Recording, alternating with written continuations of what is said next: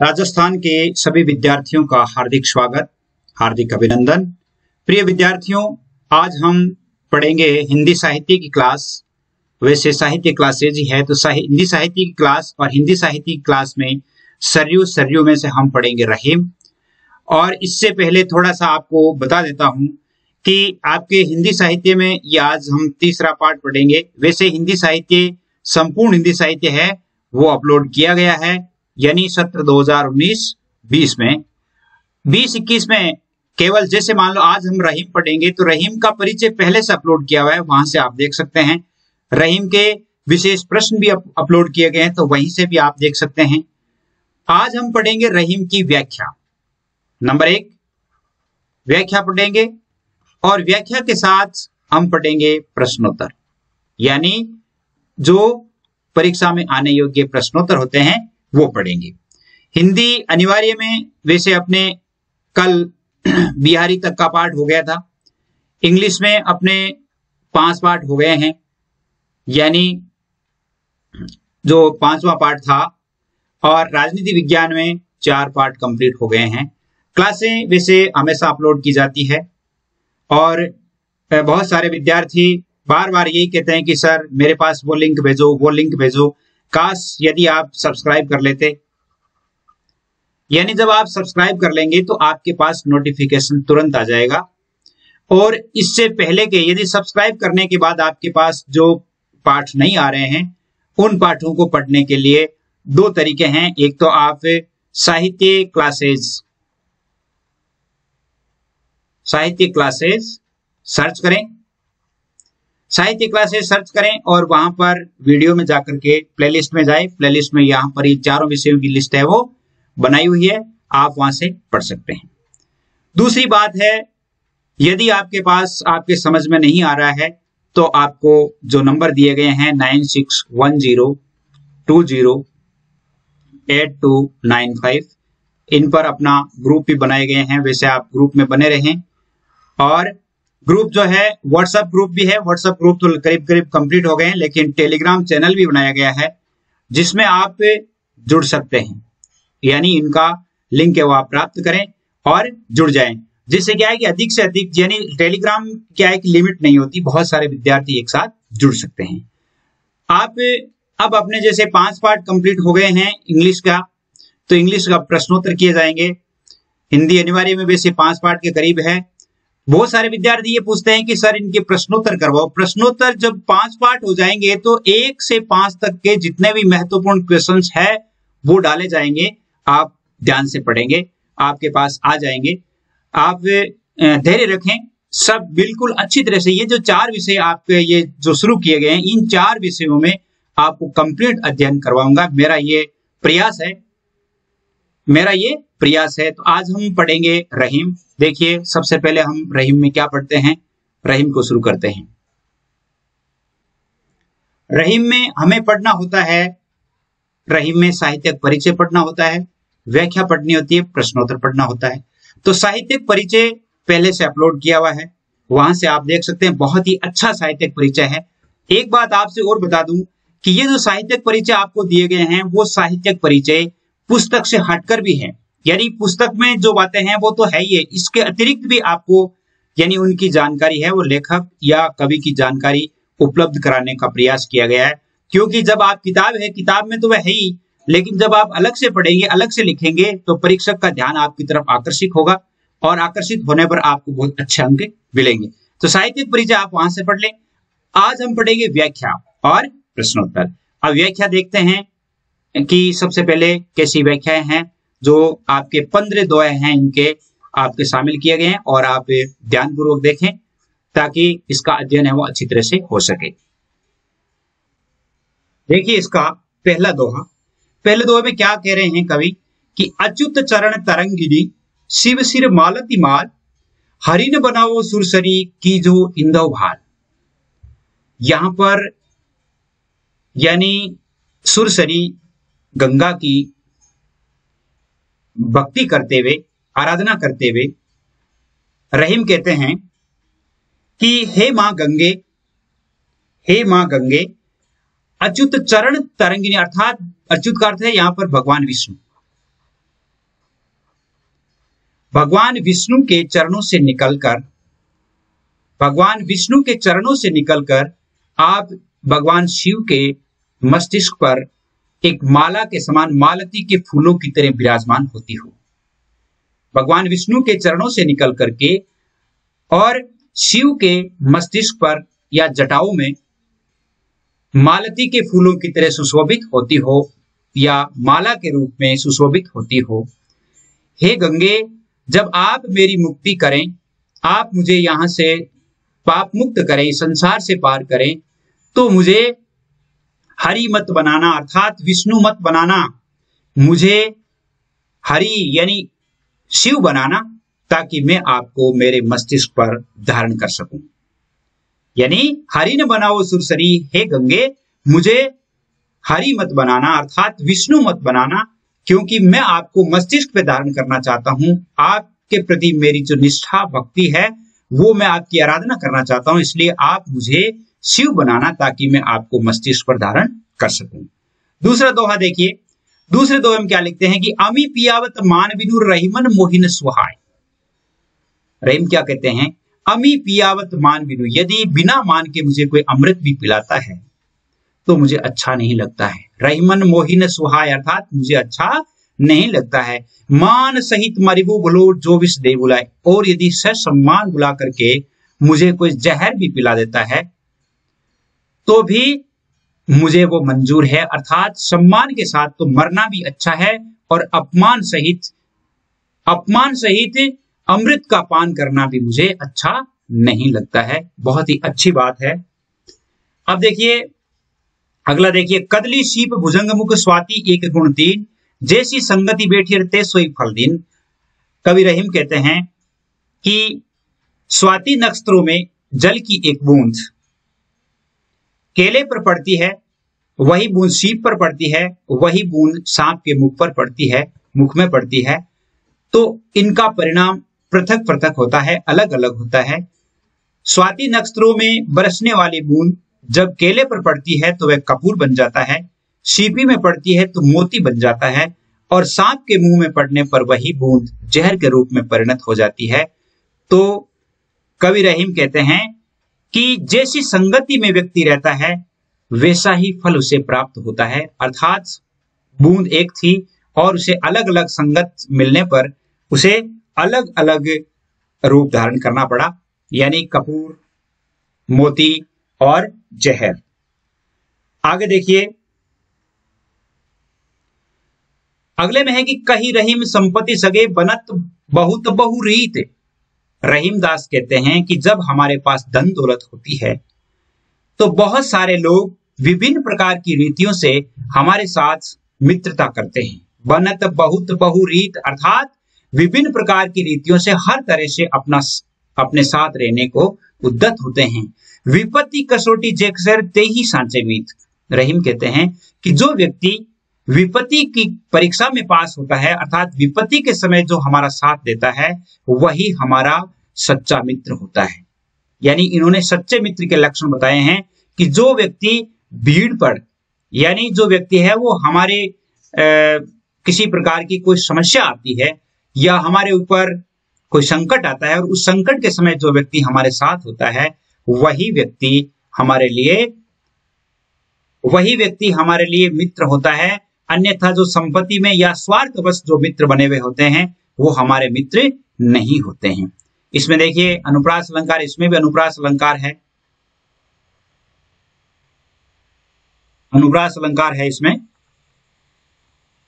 और इसमें भी अनुप्रास अलंकार है। आगे देखिए अगले दोहे में देखिए काज परे कछु और है काज सरे कछु और, रहीमन भंवरी के भैर नदी सिरावत मोर। देखिए ये अनिवार्य में भी हम पढ़ चुके हैं, इसमें भी कवि रहीम कहते हैं कि व्यक्ति काम पड़ने पर उसका व्यवहार कुछ और होता है, काम निकल जाने पर व्यक्ति का व्यवहार बदल जाता है। जिस प्रकार रहीमन भंवरी के भैर नदी सिरावत मोर, जिस प्रकार विवाह के समय जिस सेहरे को मस्तिष्क पर धारण किया जाता है वही सेहरा जब विवाह हो जाता है या विवाहोपरांत उसी सेहरे को नदी में बहा दिया जाता है, अर्थात उसकी क्या कोई महत्व नहीं होता है। इसी प्रकार जब व्यक्ति में स्वार्थ होता है तो व्यक्ति का व्यवहार अलग तरह से होता है और स्वार्थ सिद्ध हो जाने के पश्चात उसका स्वार्थ है वो अलग तरह से होता है। इसमें दृष्टांत अलंकार है, दृष्टांत कहकर के उन्होंने बताया है। आगे देखिए, खैर खून खांसी खुशी बेर प्रीत मद पान, रहीमन दाबे ना दबे जानत सकल जहान। बहुत ही अच्छी बात है। दया, खैर दया, खून यानी कत्ल, खांसी और खुशी, बेर अर्थात किसी से बेर करना दुश्मनी, प्रीति यानी प्रेम, और मदपान यानी शराब। खैर खून खांसी खुशी बेर प्रीत मदपान। कबीर ये रहीम कहते हैं कि एक व्यक्ति के मन की दया और खून करना, खांसी और व्यक्ति के जीवन में आई खुशी, और किसी के प्रति बैर, किसी से प्रेम और मद्यपान, इनको दाबने से नहीं दबते हैं, अर्थात इनका गुण है वो व्यक्ति में प्रकट हो ही जाता है। यह संपूर्ण संसार जानता है। तो रहीम ने कहा है कि हमारे पास जैसे कुशलता है, रक्तपात है, खुशी है, प्रसन्नता है, प्रेम है और शराब पान है, ये बातें लाख कोशिश करने पर भी छिपती नहीं है। ये पूरा संसार सब लोग जानते हैं। अगले में देखिए, जो रहीम उत्तम प्रकृति काकरी सकत कुसंग, चंदन विष व्यापत नहीं लिपटे रहत भुजंग। ये अनिवार्य में भी हम पढ़ चुके हैं कि रहीम कहते हैं कि जिस व्यक्ति की प्रकृति उत्तम होती है, उत्तम प्रवृत्तियों को धारण करने वाला व्यक्ति, किसी भी कुसंग के असर, कुसंग का कोई प्रभाव उन पर नहीं होता है। जिस प्रकार चंदन के पेड़ में सैकड़ों जहरीले सांप रहते हैं, लेकिन चंदन कभी भी जहरीला नहीं होता, चंदन कभी भी उससे दूषित नहीं होता है। यानी ये कहते हैं कि उत्तम स्वभाव के जो व्यक्ति होते हैं, उत्तम स्वभाव के व्यक्तियों पर कुसंगति का कोई असर नहीं पड़ता है। उनका बुरी संगति कुछ भी नहीं बिगाड़ सकती है, बुरी संगति उनका कुछ भी नहीं बिगाड़ सकती है। जैसे चंदन के पेड़ में बहुत सारे सांप लिपटे रहते हैं, फिर भी चंदन का पेड़ कभी जहरीला नहीं होता है, अर्थात उस जहर का चंदन के पौधों पर कोई असर नहीं होता है। इसमें अनुप्रास अलंकार है, का करी सकत कुसंग, यानी यहाँ पर के की आवृत्ति हो रही है, तो यहाँ पर अनुप्रास अलंकार है। आगे लिखा है कि जो रहीम गति दीप किर कुल कपूत गति सोय, बारे उजियारो करे बड़े अंधेरों हो। देखिए कितनी अच्छी बात कही है। रहीम ने कुपुत्र और सुपुत्र की तुलना करते हुए कहा है कि जिस प्रकार जो रहीम गति दीप की कुल कपूत गति हो, जिस प्रकार दीपक की गति और कुपुत्र की गति समान होती है, कुपुत्र की और दीपक की गति समान होती है। बारे उजियारो करे बड़े अंधेरों हो, अर्थात कवि कहना चाहते हैं कि दीपक जलाए जाने पर प्रकाश करता है, परंतु बढ़ने पर क्या होता है, अधिक लो से उत्पन्न कालिक के कारण अंधेरा हो जाता है, अंधेरा कर देता है। यानी जब इसे बुझा देते हैं तो वो अंधेरा, बारे उजियारो करे बड़े अंधेरों। बड़े का अर्थ यहां पर एक तो है बुझना और एक है बड़ा होना। तो यहां पर क्या है कि जब किसी के घर में कुपुत्र पैदा हो जाता है तो वह बड़ा होता है तो अपनी प्रवृत्तियों से अपने माता पिता को लज्जित करता है, और इसी प्रकार दीपक जब बड़ा होता है अर्थात बुझता है तो चारों तरफ अंधेरा छा जाता है। तो इसने सही कहा है कि जो जो कुपुत्र बड़ा होता है त्यों त्यों उसकी दुष्प्रवृत्तियां, उसके पाप, उसके दुराचरण सामने आते हैं, और जिसमें घर में माता पिता को, उसके परिवार को कलंकों का या लज्जित होना पड़ता है। तो यानी इन दोनों की स्थिति है वो एक ही होती है। अगला देखिए, रहीमन ओछे नरन सु बेर भलोना प्रीत, काटे चाटे स्वान के दो भांति विपरीत। रहीम कहते हैं कि ओछे व्यक्ति से ना तो प्रेम अच्छा होता है और ना ही दुश्मनी अच्छी होती है, अर्थात ना तो इनसे दुश्मनी अच्छी होती है और ना ही इनसे प्रेम अच्छा होता है।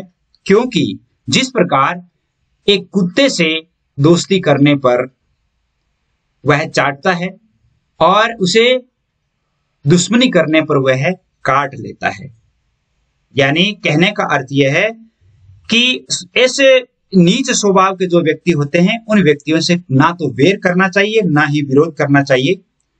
न तो उनसे प्रेम अच्छा होता है, ना ही विरोध अच्छा होता है। उनसे शत्रुता और मित्रता दोनों ही घातक होती है। जिस प्रकार एक कुत्ते को दुत्कारने से वह काट लेता है और उससे प्रेम करने पर वह चाटने लगता है, अर्थात दोनों ही दशाओं में कष्टकारी परिणाम देते हैं। यानी नीच व्यक्ति होता है तो उससे प्रीत भी अच्छी नहीं होती है और उससे दुश्मनी भी अच्छी नहीं होती। इसमें दृष्टांत अलंकार है। रहीमन धागा प्रेमकार मत तोड़ो चटकाए, टूटे से फिर ना मिले, मिले गांठ पड़ जाए। रहीम कहते हैं कि प्रेम रूपी धागे को हमें कभी नहीं तोड़ना चाहिए। जिस प्रकार एक धागे के टूटने पर उसे पुनः मिलाते हैं तो बीच में गांठ रह जाती है, ठीक उसी प्रकार एक बार प्रेम टूटने के पश्चात जब हम कितनी ही कोशिश करते हैं तो मन में द्वेष भावना बनी रहती है, द्वेष भावना बनी रहती है। जैसे रहीम ने एक बात यह भी कही है कि रूठे सजन मनाइए जो रूठे सो बार, रहीमन फिर पोइए टूटे मुक्ता हार। यहां तो कहा है कि भाई प्रेम का धागा है उसे मतलब तोड़ना नहीं है। एक जगह यह भी कहा है कि अगर सज्जन व्यक्ति रूठ जाता है तो उसे 100 बार मनाना पड़े तो भी मनाना चाहिए, क्योंकि स्वर्ण का जो आभूषण होता है उसे जितनी बार आप मनाएंगे उसमें किसी भी प्रकार की कोई विषमता नहीं रहेगी। अर्थात सोने का आभूषण कितनी बार आप बना लेंगे तो सोने के आभूषण में कोई विषमता नहीं रहती है। सज्जन व्यक्ति होता है तो उसे मना लेना चाहिए। रहीमन पानी राखिए बिन पानी सब सून, पानी गयन उबरे मोती मानस चून। कवि रहीम कहते हैं कि हमें क्या करना चाहिए,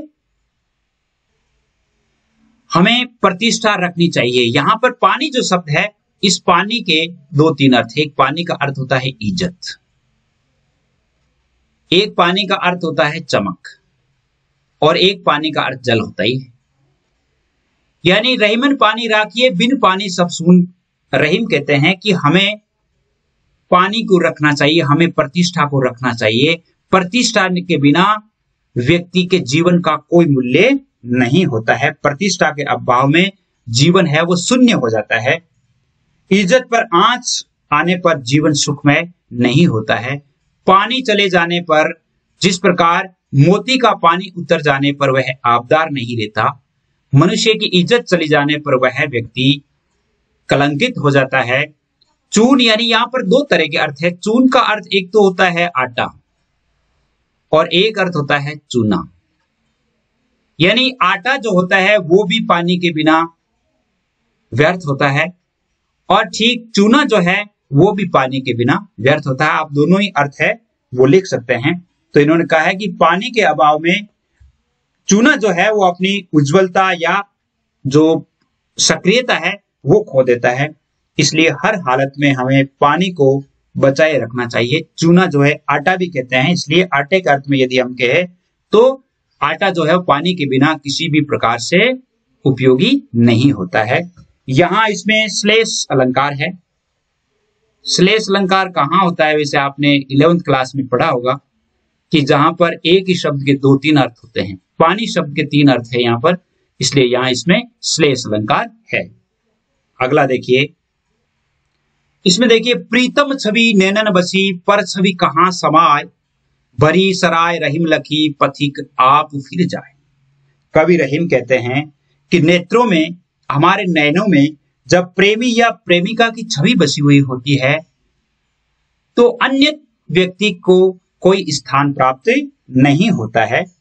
उसमें किसी भी दूसरे की छवि के लिए कोई स्थान शेष नहीं रहता है, क्योंकि मन में तो हम एक ही छवि को समा सकते हैं। मन है वो एक ही छवि को समा सकता है। जैसे प्रेम है, तो प्रेम के बारे में एक आपसे बताना चाहूंगा कि आपके जो गणानंद है, गणानंद को हम आगे पढ़ेंगे और उसमें गणानंद प्रेम के बारे में क्या कहते हैं, छोटा सा एक उदाहरण है वो आपको बताता हूं। गणानंद प्रेम के बारे में कहते हैं कि अति शुद्ध स्नेह को मार्ग है, जाने को शयन पबांक नहीं, ता सांच चले तजी आपन को जिजके कपटी जे निशांक नहीं, घन आनंद प्यारे सुजान सुनो एकत दूसरो आंक नहीं, तुम कौन सिपाटी पढ़ेहु लला मन लेहु पदेहु छटांक नहीं। यानी प्रेम की जो भाषा होती है प्रेम की भाषा जो होती है, प्रेम की जो गणना होती है वो एक से शुरू होती है, एक पे समाप्त हो जाती है। प्रेम जो होता है वो एक से शुरू होकर के एक पर ही समाप्त हो जाता है, यानी एक से आगे कोई संख्या नहीं है। इत एक ते दूसरो अंक नहीं। तो इन्होंने भी कहा है कि प्रीतम छवि नैनन बसी, पर छवि कहाँ समाए। जब प्रियतम की छवि मेरे नैनों में बसी हुई है तो दूसरे की अन्यत्र छवि अर्थात अन्य की सूरत है वो मुझे अच्छी नहीं लगती है। जिस प्रकार भरी हुई सराय में, रहीम कहते हैं कि भरी हुई सराय में पथिक आकर के देखता है, जब उसे पास रहने के लिए, वहां पर शरण के लिए कोई स्थान प्राप्त नहीं होता है तो वह स्वयं ही चला जाता है। उसी प्रकार जब प्रेमी जो है प्रेमी का हृदय जो है अपने प्रेमिका या प्रेमी के प्रति जब त्रेपत होता है तो अन्यत्र व्यक्ति को कोई स्थान नहीं है। यो रहीम जस होते उपकारी के संग, रहीम कहते हैं कि जब हम परोपकारी व्यक्ति के साथ रहते हैं तो हमें यश प्राप्त होता है। बांटन वारे को लगे जो मेहंदी को रंग, जिस प्रकार मेहंदी बांटने वाले, बांटने का अर्थ होता है मेहंदी को पीसना, मेहंदी पीसने वाले व्यक्ति को के हाथों में मेहंदी रच जाती है, ठीक उसी प्रकार परोपकारी व्यक्ति के साथ रहने वाला व्यक्ति भी यश प्राप्त करता है। आगे देखिए, बिगड़ी बात बने निर लाख करो किन कोई, रहीमन फाटे दूध शेर मथे न माखन होय। बहुत अच्छी बात कही है। जो बात बिगड़ जाती है लाख कोशिश करने पर भी वह पुनः नहीं संभलती है, पुनः नहीं जुड़ती है। जिस प्रकार फटे हुए दूध से मक्खन नहीं बनाया जा सकता, उसी प्रकार बिगड़ी हुई बात को संभालना बहुत ही मुश्किल ही नहीं दुष्कर होता है, यानी वो असंभव होता है। आगे देखिए, मथत मथत माखन रहेर दही रही बिलगाय, मथत मथत माखन रहेर दही रही बिलगाय, रहीमन सोई मीतर भीड़ परे ठहराए। यहां पर देखिए, इसमें अलग अलग जो कवि है, अलग जो विद्वान है वो इसका अर्थ अलग अलग लगाते हैं। एक अर्थ में तो ये कहते हैं कि कवि रहीम कहते हैं कि सच्चा मित्र वही होता है जो हर संकट में हमारे साथ रहता है, कितनी ही चाहे भीड़ पड़े वह हमसे अलग नहीं होता है। मथत मथत माखन रहे, अर्थात जब हम दही में मथते रहते हैं, बिलोते रहते हैं, लेकिन मक्खन है वो वहीं रहता है, साथ कभी नहीं छोड़ता है। जिस प्रकार दही को मतने पर दही और छाछ अलग अलग हो जाते हैं, पर मक्खन है वो साथ नहीं छोड़ता, यानी दही अलग हो जाती है और मक्खन छाछ अलग हो जाती है, लेकिन मक्खन जो होता है वो अभी भी उनके ऊपर तैरता रहता है, अर्थात उनका साथ नहीं छोड़ता है। उसी प्रकार सच्चा मित्र जो होता है वो विपत्ति के समय भी हमारा साथ देता है, हमारे साथ होता है। इसमें पुनरुक्ति प्रकाश अलंकार भी है। मथत मथत में पुनरुक्ति प्रकाश अलंकार है, जैसे यानी पुनरुक्ति प्रकाश अलंकार वहां होता है जहां पर दो शब्द होते हैं, दोनों का अर्थ एक ही होता है। मथत मथत यानी यहाँ पर पुनरुक्ति प्रकाश अलंकार है। तो कवि ने यह कहना चाहा है कि जिस प्रकार मक्खन साथ नहीं छोड़ता है, उसी प्रकार एक बात यह भी है कि मथत मथत माखन रहे दही रही बिलगाय, यानी एक बात यह भी है कि जब दही को बिलोया जाता है और मथते मथते अर्थात उसे जितना अधिक विलोड़ित किया जाता है, विलोड़ित करने पर मक्खन है वो दही से अलग हो जाता है, मक्खन है वो दही से अलग हो जाता है, लेकिन वह उसके ऊपर ही तैरता रहता है, अर्थात उसके आसपास ही रहता है। यानी उसके आसपास रहने का अर्थ है कि सच्चा मित्र जो होता है, सच्चा मित्र जो होता है, जब दोस्त में या अपने मित्र में भीड़ पड़ती है तो वह सामने आकर के खड़ा हो जाता है, यानी वो निडर होकर के और अपने मित्र का साथ देता है। इसका अर्थ एक ये भी है। उम्मीद करता हूं आपको पसंद आया होगा। इन सभी के जो प्रश्न है, इन प्रश्नों के जो वीडियोस है वो अलग से डाले जाएंगे, तो आप इनकी व्याख्या है वो अच्छी तरह से याद कर लें। और जय हिंद, जय भारत। आपके लिए ये नंबर जो आपको दिए गए हैं, आप इन पे कांटेक्ट करके अपने जो प्रश्नोत्तर है वो भी भेज सकते हैं। उम्मीद करता हूं आपके लिए लेसन अच्छा रहा होगा और बराबर आप अपना अध्ययन करते रहें। जय हिंद, जय भारत।